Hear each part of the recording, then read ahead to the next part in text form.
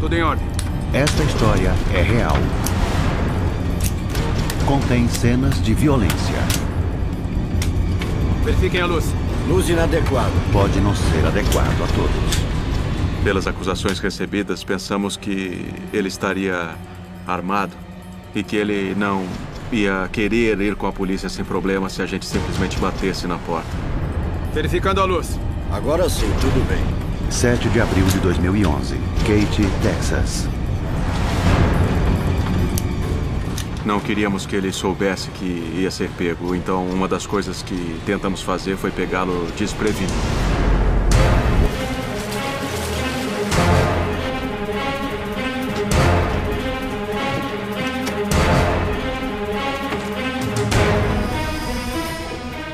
Foi a primeira vez que eu me senti insegura nessa cidade. Foi a primeira vez na vida.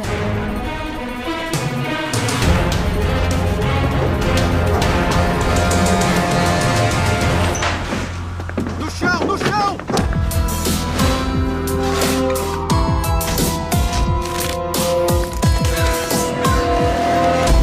Crimes da escuridão. –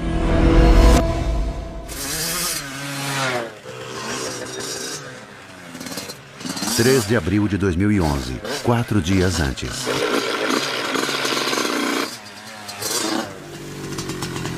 Ei, para aí! Espera um pouco!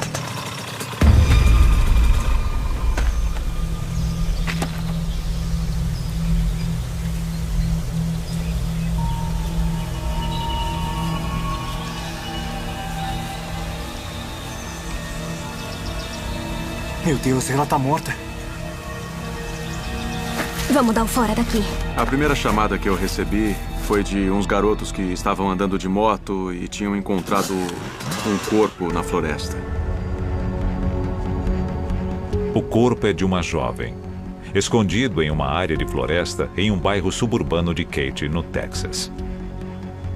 Parecia um filme de terror. Tinha todos os elementos, só que era numa área de subúrbio. Foi muito triste. Parecia uma jovem que estava se divertindo. Ela era bem bonita e estava morta e jogada no chão frio da floresta. Situada a 30 minutos a oeste de Houston, pela rodovia interestadual, essa parte de Katy é o último lugar onde se espera encontrar um corpo. É uma cidadezinha bastante tranquila, apesar de estar perto de Houston. E como em todo lugar, acontece um crime ou outro, mas um homicídio assim não era uma coisa muito normal de acontecer. O detetive James Cassidy, junto com o seu parceiro Lance Fisher, da Delegacia de Polícia de Harris, começam a examinar o corpo em busca de pistas. Eles logo se espantam com o traje estranho que a garota está usando. Polainas azuis de pelúcia e uma mini saia combinando.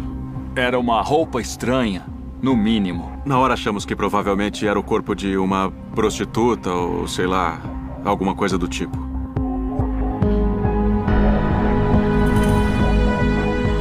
Nenhuma identidade é encontrada com o corpo e eles não têm ideia de quem é ela e de como ela foi parar ali. Esse foi um problema porque não sabemos por onde começar. Isso até eles olharem com mais cuidado. Vou dar uma olhada melhor aqui.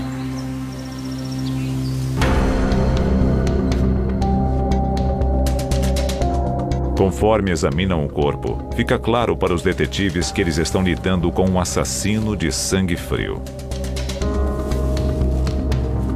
Ela tinha 2 ferimentos. E, pela experiência, dava para perceber que o ferimento de entrada estava na parte de trás da cabeça e o de saída na frente. Cuidado onde pisa. Tem uma cápsula deflagrada bem aqui, olha.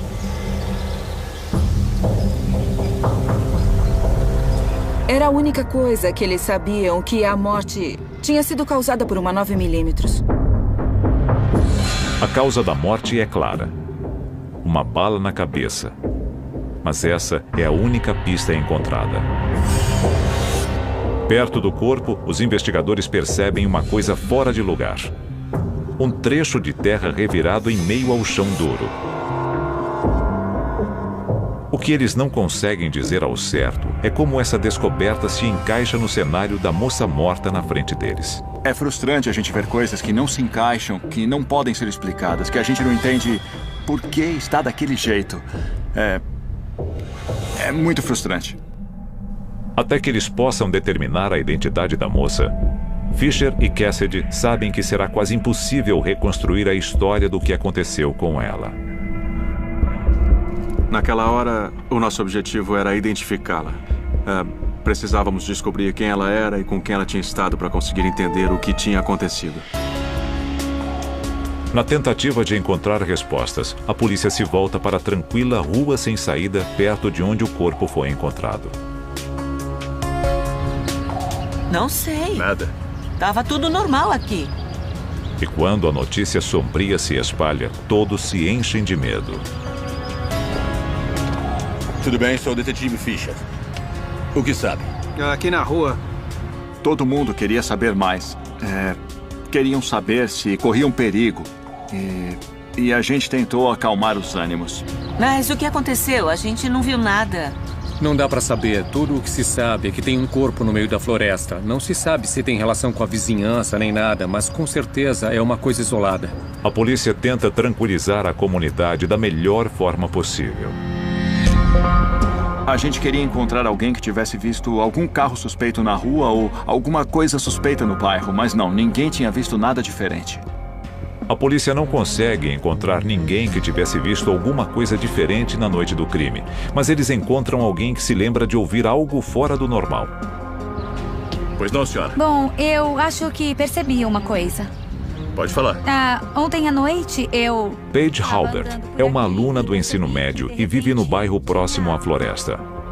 Ela diz aos detetives que estava com os amigos no quintal de sua casa na noite anterior, quando eles ouviram um som que parecia de tiro. O que aconteceu foi que ontem à noite eu estava aqui em casa com uns amigos e nós... Era umas 2h15, talvez 2h30 quando a gente ouviu o tiro. Foi tão perto que a gente se jogou no chão. Ele devia estar perto da gente. Na hora eu fui pra dentro e chamei o meu pai. Paige diz não ter ouvido mais nada após o tiro inicial. Então, ela nem pensou em chamar a polícia. A descoberta do que parece ter sido uma execução a faz pensar 2 vezes sobre sua decisão. Sabe, eu cresci brincando por lá. Eu vinha da escola com os amigos e a gente ia sempre lá brincar. Nunca passou pela minha cabeça que um dia uma coisa dessas podia acontecer. Não na floresta. Se o que Paige ouviu foi o tiro fatal, a polícia pode ter encontrado uma pista importante.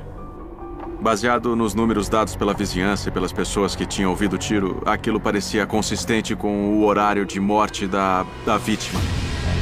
A polícia permanece no local do crime e continua a examinar a vizinhança a tarde inteira. Mas ninguém mais alega ter visto ou ouvido nada fora do comum.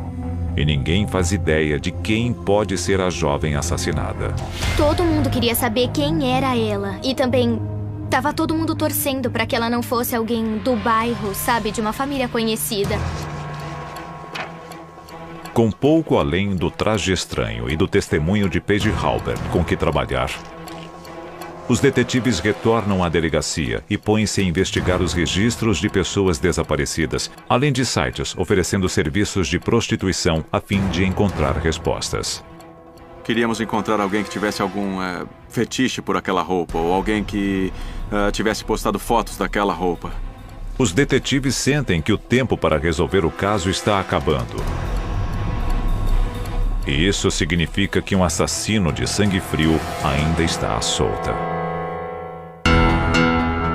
A cidade de Katy, no Texas, tem tido uma certa cota de crimes ao longo dos anos.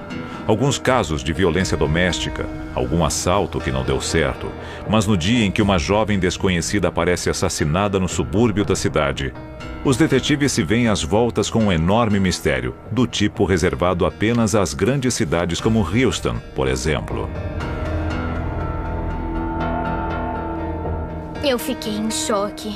Não dava pra acreditar. Isso não era uma coisa que acontecia por aqui. Isso não era uma coisa que acontecia nem perto de onde a gente morava. A gente nem pensava nesse tipo de coisa aqui em Katy. E até o momento, Os detetives da delegacia de polícia de Harris nada sabem que possa ajudar a identificar a vítima. A gente não tinha nenhuma pista. Ninguém da vizinhança a conhecia. Ela não era da comunidade. Com tantas dificuldades, os investigadores têm uma árdua batalha pela frente. Mas eles também sabem que uma pequena pista pode ser decisiva. 4 de abril de 2011. Um dia após o crime, o morador Robert Frisby se apresenta à delegacia com uma tênue esperança e um enorme desejo de que possa estar enganado. Acho que ele viu uma matéria na internet sobre o corpo encontrado e ficou preocupado porque pensou que podia ser a filha dele. O Sr. Frisby diz que não vê a sua filha Bridget, de 17 anos, há 2 dias, mas ele achava que ela estava na casa de uma amiga. Quando ela não voltou para casa no dia seguinte, ele começou a ficar preocupado. Eu gostaria de mostrar uma foto para o senhor. Ela é bastante chocante. E eu queria que o senhor desse uma olhada, por favor. E me dissesse se ela combina com a descrição que o senhor me deu. Ah, meu Deus! O senhor quer que chame alguém da família? Algum amigo? Uma das coisas mais difíceis em trabalhar na homicídios é dizer a alguém que uma pessoa querida não está mais conosco. É a pior notícia que você pode dar, principalmente para um pai. E dava para ver pelos olhos do Sr. Frisby, na alma dele, que foi um enorme choque para ele a morte da Bridget. O nosso departamento tem um capelão. O senhor gostaria que a gente o chamasse? Com o corpo identificado como sendo Bridget Frisby, a polícia finalmente tem um ponto de partida para começar a investigação. Foi uma grande descoberta. Ficamos felizes por ter alguma coisa além de apenas um corpo encontrado na floresta. O Sr. Frisby conta aos detetives que ele e sua falecida esposa Kathy haviam adotado Bridget provisoriamente quando ela tinha apenas 2 anos de idade e em menos de 1 ano assumiram a guarda permanente. Ele sempre quis dar a ela uma boa vida, com muito conforto. E ele era um ótimo pai. E eu acho que ela trouxe muita alegria para a vida dele.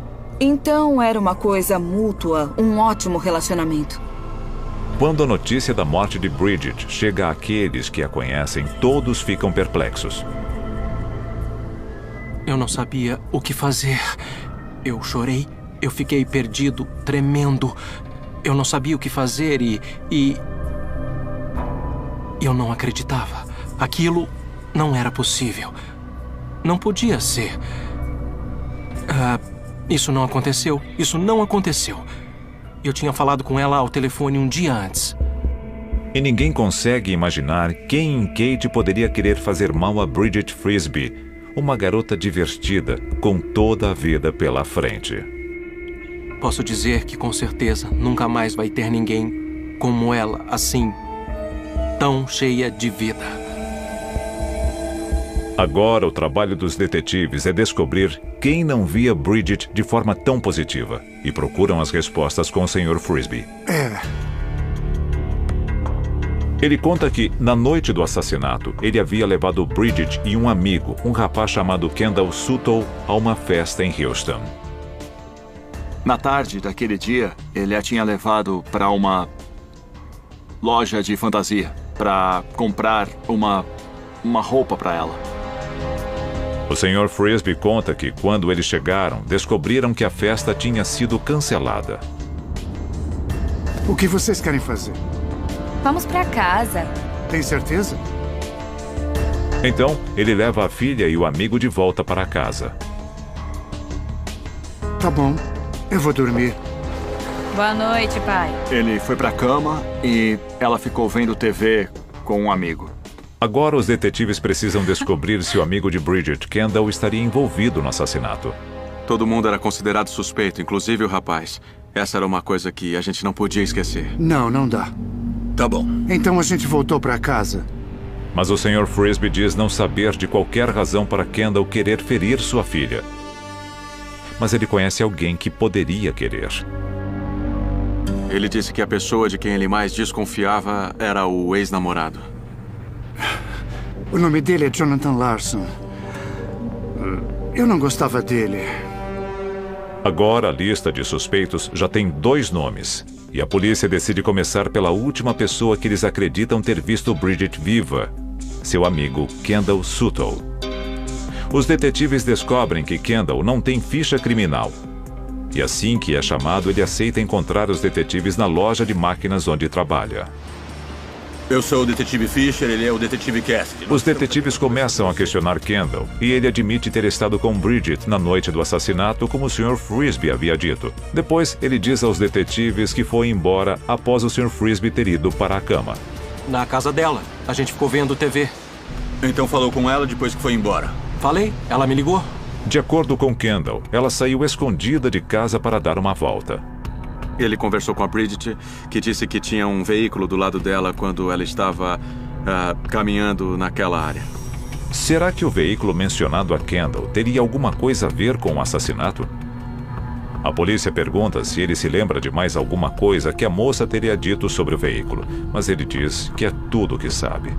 E insiste não ter tido nada a ver com o assassinato. Eu não tenho nada a ver com isso. A gente ia para uma festa e ninguém apareceu. Aí a gente voltou. A última vez que ele a viu foi na casa dela. E ela estava muito bem. E ele disse que não tinha nada a ver com um assassinato.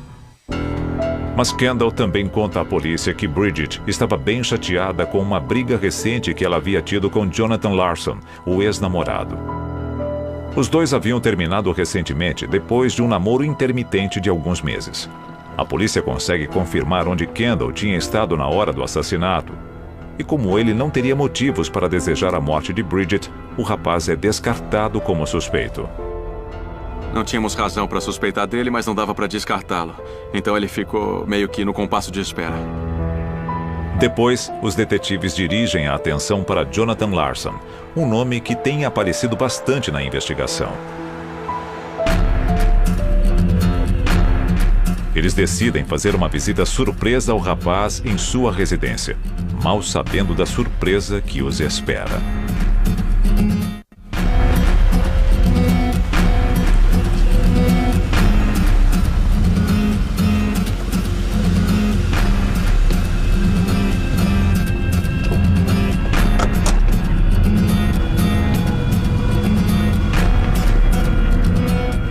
A porta de entrada e as janelas da casa estão cheias de buracos de bala.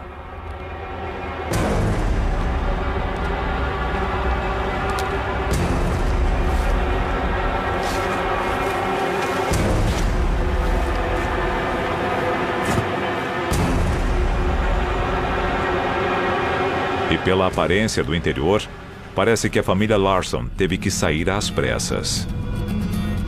Parecia não haver ninguém em casa. E quando olhamos pela janela, de fato não havia ninguém lá dentro. Pode ser que tenha uma cena de crime aqui. A casa está cheia de buracos de bala.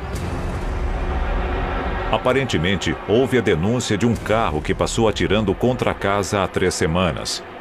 Mas como ninguém foi ferido no ataque, o Departamento de Homicídios de Harris não foi notificado.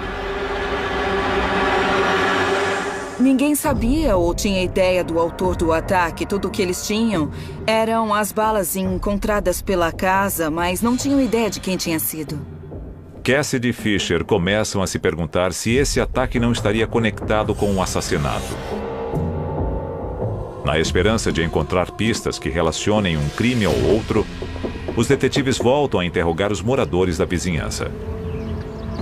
Bom dia, eu sou o detetive Cassidy e esse é o detetive Fisher, da Delegacia de Polícia de Harris. O senhor viu ou ouviu alguma coisa estranha ultimamente na vizinhança? Eu ouvi, sim. Eu acho que deve ter durado algo entre 15 e 30 segundos. A coisa não durou muito, não. Eles devem ter esvaziado um cartucho inteiro, ou quase um cartucho inteiro. Isso dentro da casa, e depois foram embora. Quando aconteceu, eu pensei, o que significa isso por aqui? E daí eu pensei, olha, a coisa não tá nada boa. Os vizinhos também contam aos detetives que um dia após o ataque, toda a família Larson desapareceu.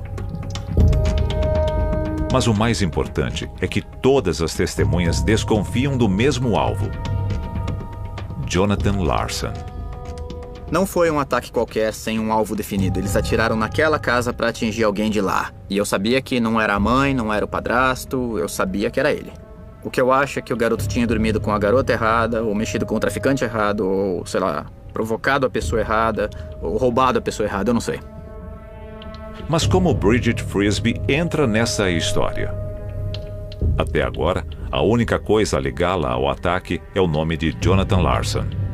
Jonathan Larson era agora o principal suspeito. Queríamos descobrir onde ele estava e o que ele estava tramando. Seria ele um suspeito ou a próxima vítima do assassino? Tudo o que eles sabem é que é preciso agir rápido, antes que mais alguém apareça morto.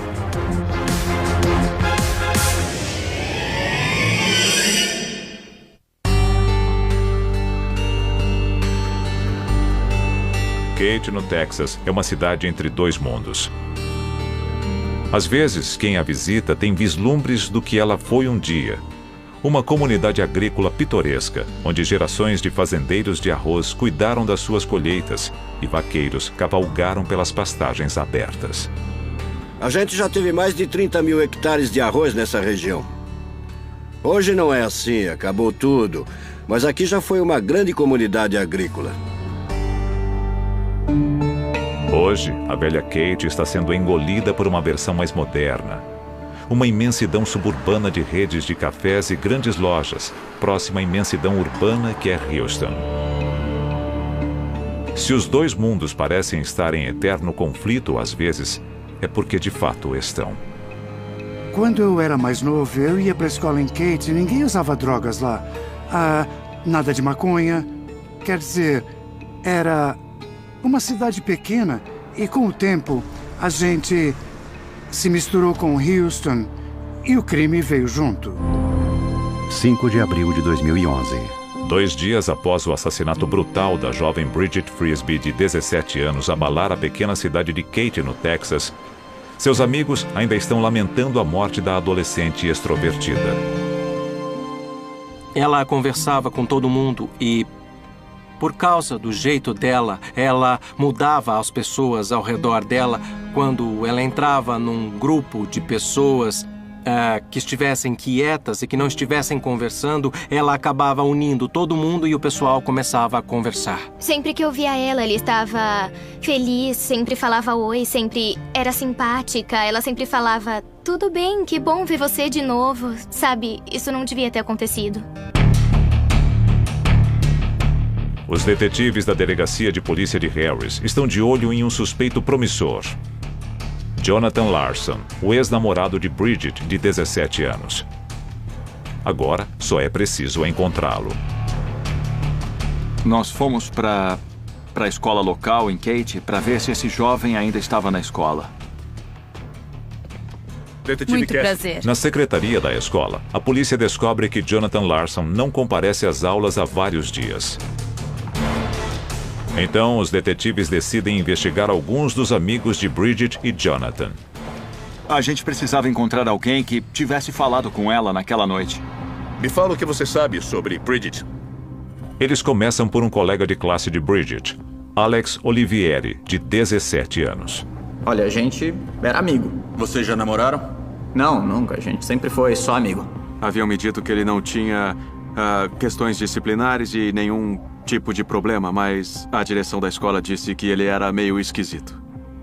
Alex diz aos detetives que ele planeja seguir carreira militar e que já tinha se alistado. Ele era um rapaz muito estranho, pelos maneirismos dele, pelo jeito que ele falava com a gente. Ele era esquisito. Apesar de suas peculiaridades, Alex não parece estar escondendo nada da polícia. Ele cooperou bastante. Disse que era amigo da Bridget e respondeu a todas as perguntas que fizemos. Quando questionado sobre a noite do crime, Alex surpreende os detetives dizendo que ele e outro amigo, Alan Pérez, tinham ido dar uma volta de carro perto da casa de Bridget, por volta da hora do crime. Ele disse que passou perto da casa dela, mas não conversou com ela e continuou rodando. Ele disse várias vezes que devíamos contatar o Alan Pérez para confirmar o álibi para mostrar onde ele tinha estado a noite toda. Os detetives pressionam Alex para saber se ele não tinha visto Bridget naquela noite. E Alex jura não tê-la visto. Ele diz ter ficado sabendo do assassinato pelo jornal um dia depois. Nessa hora, tanto eu quanto o detetive Fisher achamos que tinha alguma coisa muito estranha na resposta. Será que Alex é apenas um garoto esquisito, como alega a escola? Ou será que ele esconde algo? Não, eu não tenho ideia. Ao final do interrogatório, Olivieri é colocado na lista de suspeitos, que agora tem 3 nomes. Não. Cada vez havia mais possibilidades para pesquisar nessa investigação e a teia ficava cada vez maior. Eles também não descartam Kendall Suttle, o último a ter visto Bridget viva. Mas Jonathan Larson, o misterioso ex-namorado, continua sendo o principal suspeito. Depois de algumas buscas, eles conseguem localizar a mãe de Jonathan, que está hospedada com uma amiga em Katy. 5 de abril de 2011, 2 dias após o crime. Tudo bem? Sim, senhora. Nós somos da delegacia de Harris. Nós gostaríamos de falar com a senhora um pouco. Seria possível? É sobre o Jonathan? Isso, sim, senhora. Podemos entrar? Ah, claro, eu estou preparando uma comida, mas podem entrar.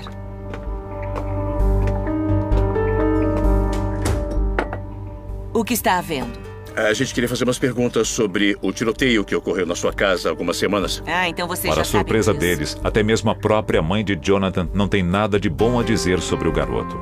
Eu falei com a senhora Larson sobre o tiroteio na casa dela e ela disse que devia ser uma retaliação. Aparentemente, o filho dela se envolveu numa briga com outro rapaz e ela achava que esse rapaz devia ter sido o responsável pelo tiroteio ou mandado alguém lá como vingança pelo filho ter machucado ele. Infelizmente, a senhora Larson diz à polícia que não sabe o nome do rapaz com quem seu filho havia lutado. Mas adiciona que Jonathan já teve muitos problemas do tipo. E quando questionada, a senhora Larson diz à polícia que o filho está morando em Austin desde o tiroteio. Ela jura não tê-lo visto desde então. Ela disse que não sabia se ele tinha estado na cidade no dia do crime. E que ela tinha decidido mandá-lo ficar com outra família porque ela o considerava responsável por aquele tiroteio. Se o tiroteio foi de fato uma vingança, como a senhora Larson diz, os detetives se perguntam se Jonathan, Bridget e o atirador misterioso não poderiam ter se envolvido em alguma espécie de triângulo amoroso mortal. Você tem uma casa atacada e aí 3 semanas depois você tem uma jovem encontrada morta na floresta e muita gente achou que podia ter algum tipo de ligação entre o tiroteio e a morte da Bridget.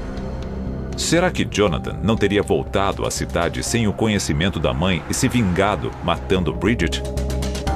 Munidos com o endereço dado pela mãe de Jonathan, os detetives se encaminham para Austin, a 2 horas de distância em busca de respostas. Jonathan Larson ainda era o nosso principal suspeito. O fato dele não estar morando na cidade parecia suspeito para nós. E o fato de que, pelo menos as testemunhas disseram, os dois não terminaram o namoro de uma forma muito amigável. A caminho de Austin, o detetive Cassidy recebe um telefonema inesperado da procuradoria. Detetive Cassidy. Austin tem que esperar. Sério? Há um fato novo no caso. Uma testemunha misteriosa quer depor. E não qualquer pessoa, mas alguém que alega ter estado com Bridget na noite do crime e que sabe exatamente o que aconteceu.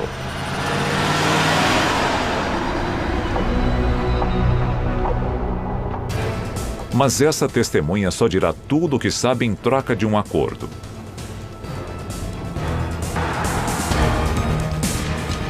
Agora, os detetives têm esperanças de que, se a promotoria aceitar o acordo com essa testemunha misteriosa, a possibilidade de eles pegarem o monstro que executou Bridget Frisbee a sangue frio, abandonando o corpo no meio da floresta, pode ser a maior até então.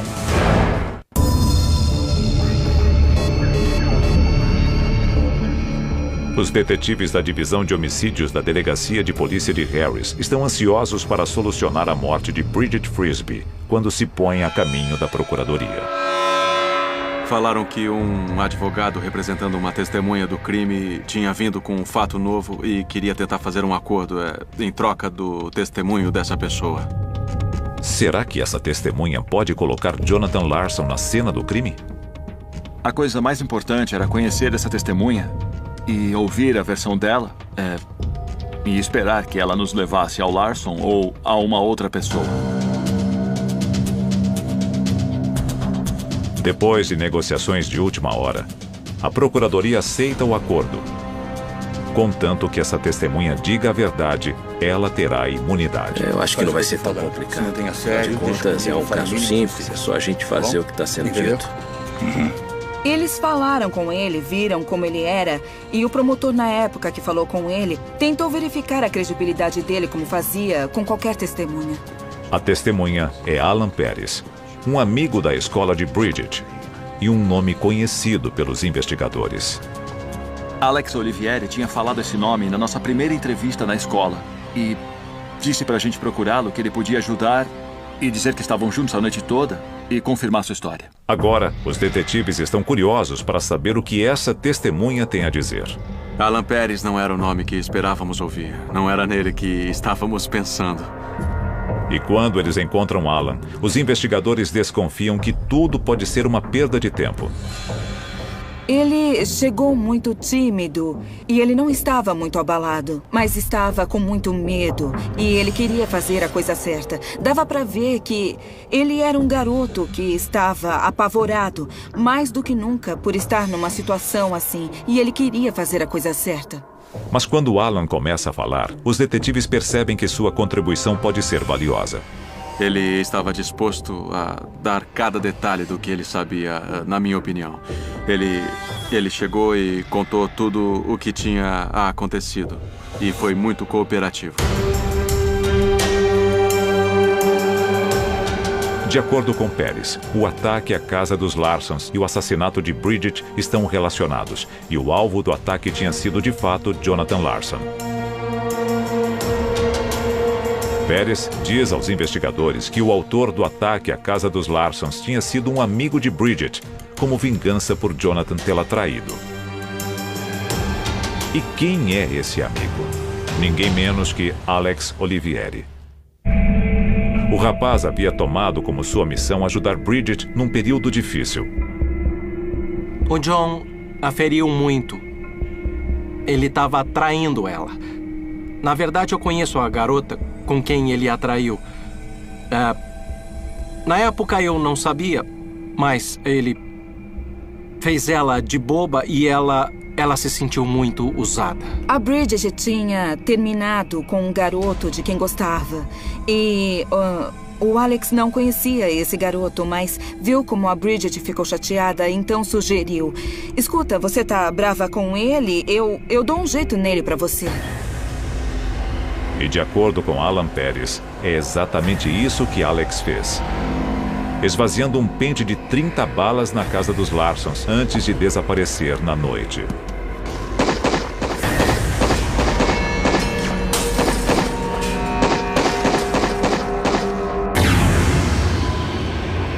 E de acordo com o depoimento de Pérez, Bridget ficou impressionada com o feito de Alex. Ainda segundo Pérez, Alex começou a ficar preocupado que Bridget pudesse contar o que ele havia feito, deixando-o em uma situação difícil e assim prejudicando suas chances de uma carreira militar. Para os investigadores, as peças do quebra-cabeça finalmente começam a se encaixar. Foi como se uma lâmpada se acendesse na minha cabeça e eu fiquei bastante satisfeito. Eu sabia que tinha uma coisa errada com Olivieri.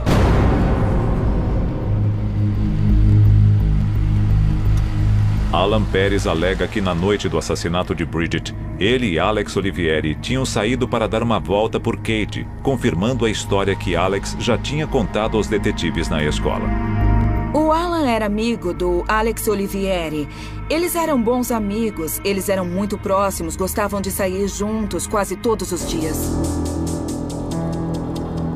Entretanto, Pérez diz aos investigadores que ele e Alex encontram Bridget naquela noite. De acordo com Pérez, Alex tinha ligado antes para Bridget naquele dia para que ela o ajudasse a destruir uma evidência que poderia conectá-lo ao tiroteio. Ele disse que ouviu o Alex e a Bridget conversando. O Alex disse que precisava de ajuda e ele ouviu a Bridget dizer que ela não queria ir. E o Alex a convenceu a entrar no carro dizendo: tudo bem, só vou demorar uns 10, 15 minutos, depois trago você pra casa. E aí ele convenceu ela a entrar no carro com a gente. Estava com a intenção de ir enterrar os cartuchos. Isso mesmo. Pérez diz aos investigadores que ele achou que Alex só queria assustar Bridget para fazê-la manter segredo sobre o ataque.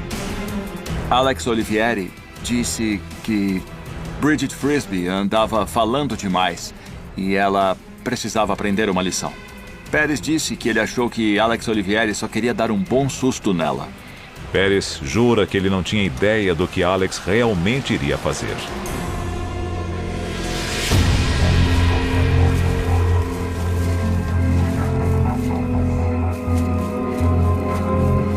Esse lugar eu acho que tá legal, hein?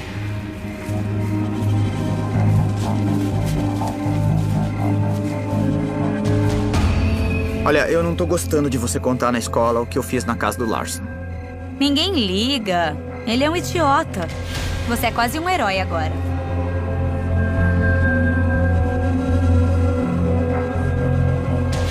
Cara, eu odeio ter que me livrar dela.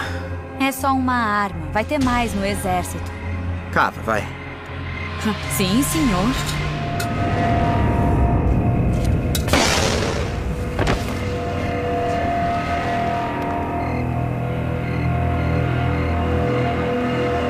E foi isso.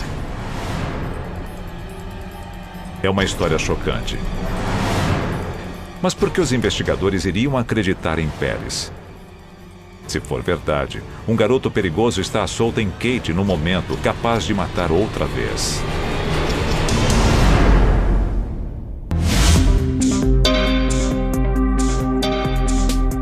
A execução de Bridget Frisbee, de 17 anos, deixa a polícia num labirinto de intriga escolar por 3 dias. 6 de abril de 2011, 3 dias após o crime. Até que Alan Pérez, um colega de classe, se apresenta à justiça e acusa seu melhor amigo, Alex Olivieri, de assassinato. Isso foi uma coisa esquisita, mas a gente parou e aí... eu não sei... Mas será que os detetives da delegacia de polícia de Harris podem acreditar que Pérez está dizendo a verdade? Não sabíamos se era verdade o que o Alan dizia, porque... apesar de que a informação que ele trouxe pudesse ser útil e parecesse direta e verdadeira, também precisávamos saber qual tinha sido o envolvimento dele e a que ponto ele estava envolvido nesse incidente. Como prova de que está falando a verdade, Pérez leva a polícia ao local onde Alex tinha escondido o celular de Bridget. Ele estava quebrado. Estava todo em pedacinhos. Não dava para ver de cara que era um telefone. Eram apenas restos. Com um forte motivo e muita evidência confirmando, os investigadores estão convencidos de que Alan Pérez está dizendo a verdade. Eles também estão convencidos de que Alex Olivieri não é apenas mais um garoto problemático do ensino médio. Além das acusações sobre ele, como atirar numa pessoa na parte de trás da cabeça, no meio de um bosque, o fato dele ter treinamento militar, achamos que ele estaria armado e que não iria querer se render pacificamente se aparecêssemos na porta da casa dele. 7 de abril de 2011, 4 dias após o crime. Então a polícia não pode se arriscar ao fazer a prisão. Certo. Depois de uma equipe de busca determinar que ele está em casa, eles mandam um grupo da SWAT com instruções de atirar para matar se ele tentar resistir à prisão.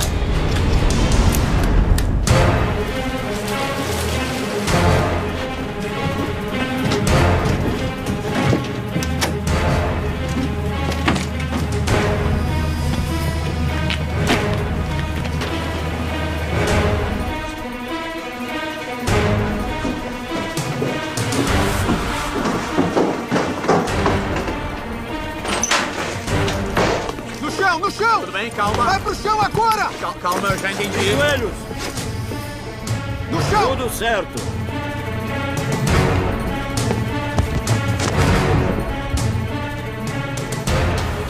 Não se mexa.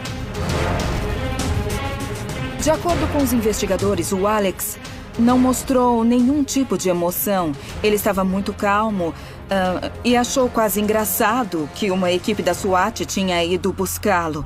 Ele disse que parecia um filme de ação. Oi, Alex. Tudo bem aí, detetive? Leve esse cara daqui. Fizemos a prisão na casa dele e levamos o Alex. E ele com certeza me reconheceu. Ele olhou na minha cara e depois falou com um sorrisinho: tudo bem aí, detetive? Então com certeza ele sabia quem eu era, por que estávamos ali e o que estava acontecendo. Eu não tinha nenhuma dúvida sobre isso.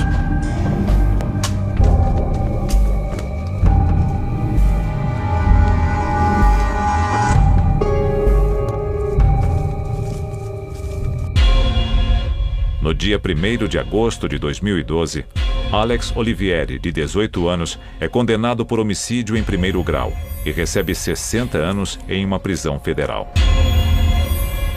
Apesar de nunca ter confessado, uma das evidências apresentadas no julgamento são fibras azuis encontradas no carro do rapaz que combinam com a roupa que Bridget usava na noite da sua morte.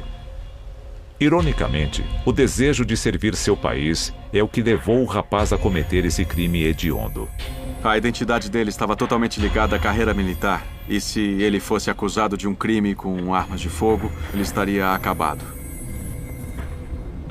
O medo de perder uma carreira militar que era tão importante para ele foi o que lhe deu o motivo e o fez cometer esse crime. Alan Pérez recebe imunidade em seu papel no assassinato de Bridget Frisby por concordar em testemunhar contra Alex Olivieri.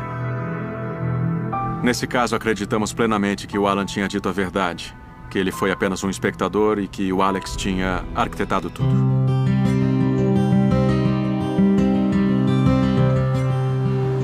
Para os amigos mais próximos de Bridget, a realidade de que ela se foi para sempre começa a pesar. A família dela foi até o bosque para colocar uma cruz, umas bexigas e flores num pequeno memorial que fizeram para ela e foi uma coisa triste. Foi horrível. Toda vez que alguém passava pelo bosque, e muita gente passa nessa parte do bosque, todo mundo via e depois parava, deixava uma coisa ali e isso todo mundo se sentiu mal pela família dela e por ela. Foi muito triste, não dá nem pra explicar como foi horrível. Mas o maior impacto da sua ausência, obviamente, é sentido pelo pai de Bridget, Robert Frisby, e nenhuma sentença pode apagar a sua dor. Eles eram bastante unidos, então foi uma perda terrível para ele. Uma coisa que ele deve ter sentido a cada dia e nunca vai passar. Não chega a passar um dia. Não chega a passar uma hora sequer sem que eu pense nela. Eu não consigo trocar de carro porque ele me traz muitas recordações dela. E eu queria um carro melhor, mas eu não consigo abrir mão desse.